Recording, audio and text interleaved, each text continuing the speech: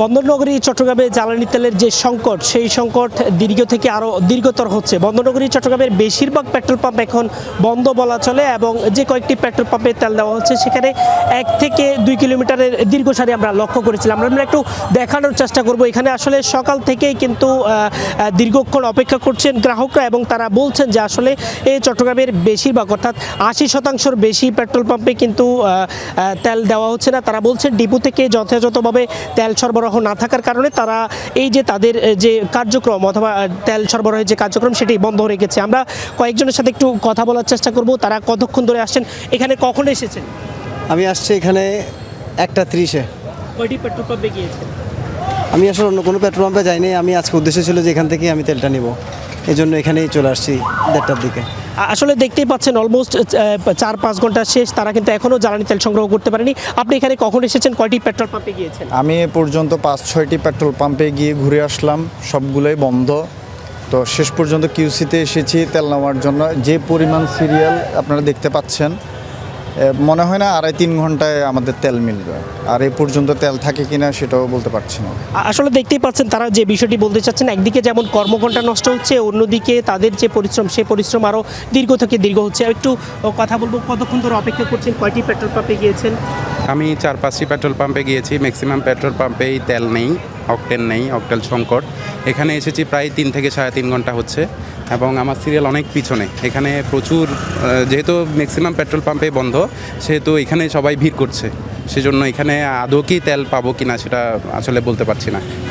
আসলে দেখতে পাচ্ছেন চট্টগ্রামের বেশিরভাগ পেট্রোল পাম্পের চিত্র কিন্তু এমনটাই এবং আমরা দেখেছি অনেক পেট্রোল পাম্পেই কিন্তু যখন বিভিন্ন গাড়ি আসছে, গ্রাহকরা আসছেন, তাদের গাড়ির স্টার্ট বন্ধ হয়েছে, ইঞ্জিন বন্ধ হয়ে তারা ধাক্কা দিয়ে গাড়ি এখানে এনেছেন। তারা বলছে যে আসলে তাদের যে ট্যাঙ্কার রয়েছে সেই ট্যাঙ্কারে কিন্তু পেট্রোল পাম্প পর্যন্ত আসার তেল নেই এবং যেহেতু দীর্ঘ সময় অপেক্ষা করতে হচ্ছে সেজন্য চাকরিতেও বেশ ভোগান্তির শিকার হচ্ছেন। আমরা একটু কথা বলবো, কতক্ষণ সময় ধরে এখানে অপেক্ষা করছেন?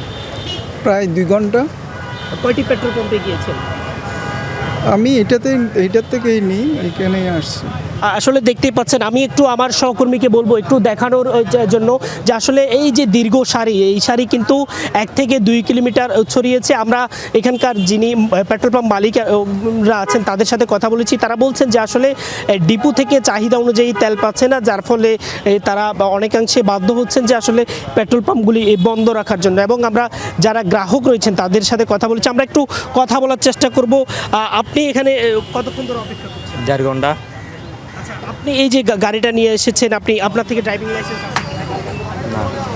আপনি এই যে ড্রাইভিং লাইসেন্স নেই আপনার কাছে, আপনি যথাযথ ফিটনেস না থাকার কারণে কেন এখানে এসেছেন? তেলের জন্য।